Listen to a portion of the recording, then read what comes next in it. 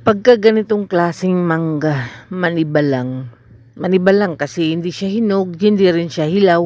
Kumbaga katamtaman lang. Naku guys, napakasarap. Talaga, ang sarap niya talaga guys. Hindi ko talaga pwede ipagpalit sa ibang mangga. Pagka ganitong maniba lang. Kahit mahal siya guys, nakita ko to doon sa tindahan, sa suki ko ng Itlogan.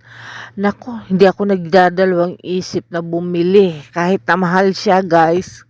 Kasi talaga naman pagka ganitong maniba lang na mangga, ewan ko ba? Walang asim-asim sa akin pagka ganitong klaseng manggang karabaw. Tapos maniba lang.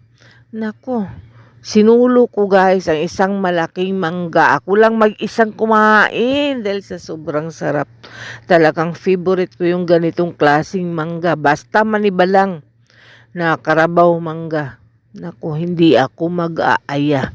Hindi ako mamimigay. Maramot ako pagka ganitong klaseng mangga. Naalala ko tuloy nung panahon na naglilihi ako, buntis ako sa bunso ko, na may nagbigay sa akin ng karabaw na mangga na maniba lang.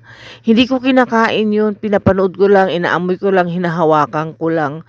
Pero nung nakita ko yung kabilang pisngi na hinihiwaan na, naku, ang galit ko noon. Talaga naman, talagang nagtatalak talaga ako, nagbubunga nga ako kasi binawasan at pinakialaman yung mangga ko. Kasi favorite ko talaga itong ganitong mangga, nabubulol ako. Favorite, hindi favorite.